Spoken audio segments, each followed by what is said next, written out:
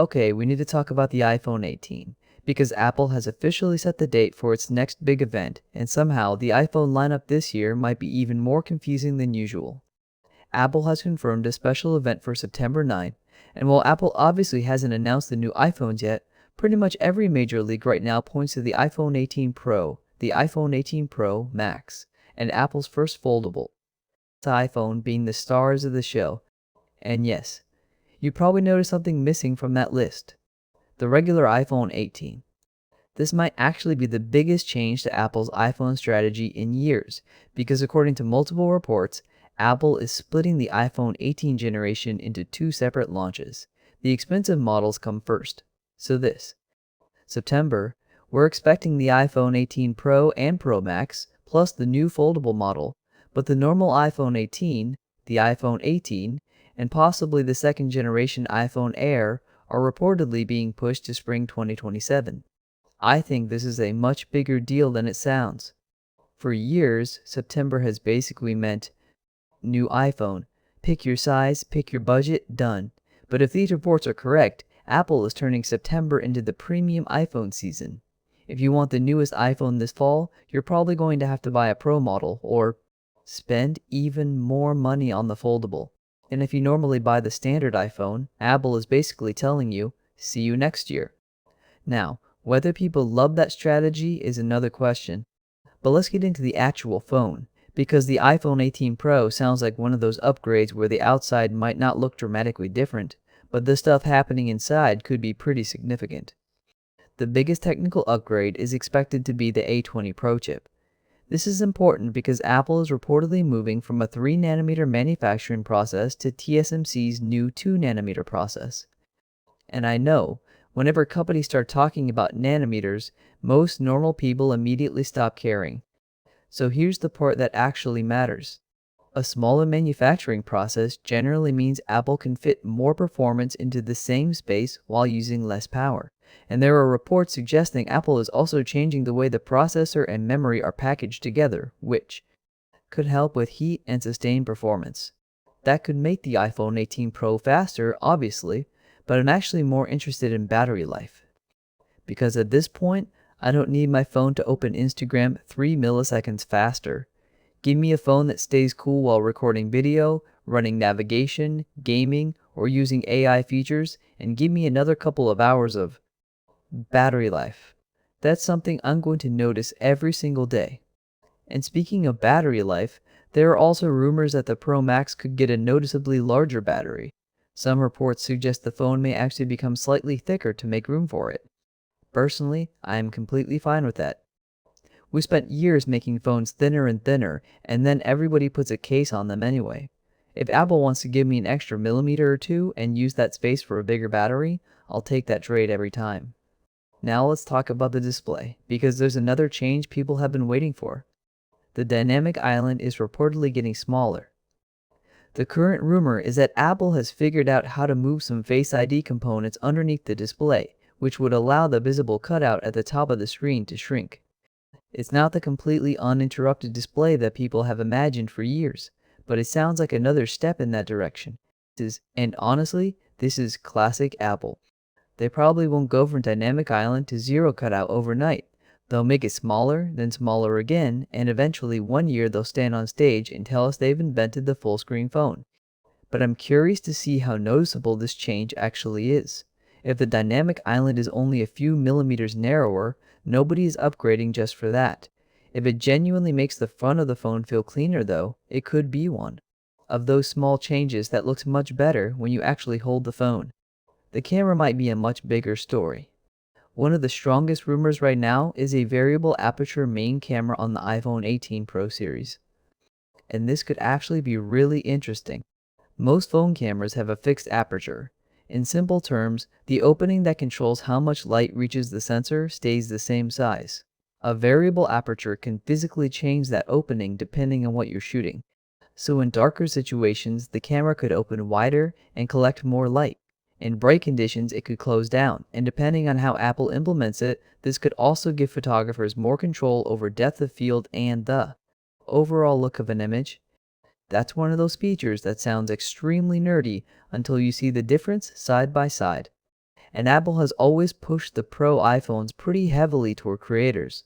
So if they combine a variable aperture with better computational photography and new professional video tools, I could see the camera being the main reason creators consider upgrading this year. The telephoto camera is rumored to get improvements too, although exactly which camera upgrades appear on the regular, Pro versus the Pro, Max still seems a little uncertain. Then we have connectivity, and this part is messy. There have been a lot of reports about Apple's next-generation C2 modem and possible 5G satellite support. The big idea is that future iPhones could potentially do more than just emergency messaging over satellite. Eventually, you could have some level of actual data connectivity when you're outside normal cellular coverage. That would be huge. Imagine hiking, driving through a remote area, or traveling somewhere with terrible reception and still being able to get basic internet access from your phone. But I would definitely keep expectations under control here, because reports disagree on exactly which modem Apple will use in different countries, and satellite features always depend on carriers, regulations, and regional availability. There have even been reports suggesting US models could continue using Qualcomm hardware while international models use Apple's C2 modem. So this is one of those features where I would wait for Apple to explain exactly what's supported before getting excited. Design-wise, don't expect an iPhone X-style moment. Most leaks suggest the iPhone 18 Pro will still look very similar to the iPhone 17 Pro. The camera area remains large, the overall shape remains familiar, and Apple appears to be saving a more dramatic redesign for another generation. There could still be some visual changes though. The rear finish is rumored to look more unified instead of having such an obvious two-tone appearance, and one of the colors getting a lot of attention is something being described as dark cherry.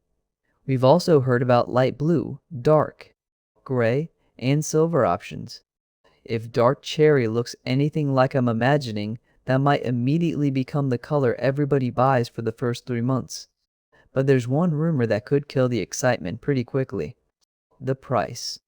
Component costs have reportedly gone up significantly, particularly memory and advanced chips, and several recent reports suggest Apple is preparing to increase iPhone prices. One estimate has the iPhone 18 Pro potentially starting around $1,019 instead of the current $1,099 starting point of the iPhone 17 Pro. Nothing is official yet, but right now a price increase looks like a very real possibility.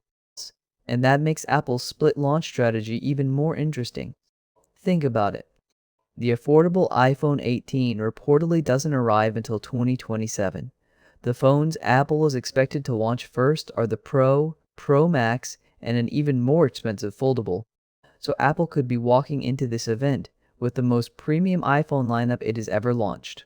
And of course, we have to talk about that foldable. Because no matter how good the iPhone 18 Pro is, Apple's first foldable iPhone could completely steal the event.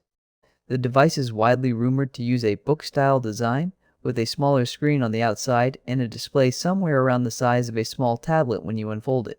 Reports have also suggested a titanium frame, a very thin body, and an attempt to make the display crease far less visible than what we've seen on many foldables. And weirdly, it may not even use Face ID. Some reports suggest Apple could use Touch ID built into the power button instead, presumably because fitting Face ID hardware into an extremely thin foldable design is more difficult. The rumor name is iPhone Ultra, although again, Apple hasn't confirmed that. And there are already signs that availability could be tight. Supply chain reports suggest production of the foldable may be more limited at launch, and analyst Ming-Chi Kuo has said its pre-order timing could come later than the iPhone 18 Pro models. So I wouldn't be surprised if Apple announces this thing, everybody immediately wants to see it, and then it becomes ridiculously difficult to buy for the first few months. As for the iPhone 18 Pro itself, based on Apple's September 9 event date and Apple's normal schedule, September 18 currently looks like a likely release date, although Apple has not officially announced pre-order or shipping dates yet. So where does all of this leave us? For me, the iPhone 18 generation isn't really about one crazy new feature, it's about Apple changing the entire shape of the iPhone lineup. The normal iPhone may move to spring. September becomes Pro season, Apple enters foldables, the chips move to 2 nanometers, Face ID starts disappearing underneath the screen, cameras become more mechanically sophisticated, satellite, connectivity becomes more ambitious. Individually, some of these changes sound small. Together, they make this one of the more interesting iPhone launches we've had in a while. Would I upgrade from an iPhone 17 Pro immediately? Probably not based on the rumors alone. But if Apple shows a meaningful battery life improvement, the variable aperture camera actually delivers, and the A20 Pro chip is as efficient as people are expecting, then I think the iPhone 18 Pro becomes a much more compelling upgrade than the design might initially suggest. And honestly, I'm almost more curious about the strategy than the phone. If Apple really delays the normal iPhone 18 until 2027, I want to see how people react. Do customers spend more and buy the Pro? Do they keep their old phones longer? Or do they simply wait until spring? And then there's the foldable sitting next to all of this, potentially changing what an iPhone can even look like. September 9 is going to answer a lot of questions. Until then, remember that almost everything beyond the event date itself is still based on leaks, analyst reports, and supply chain information. Some of it will be right. Some of it will definitely be wrong.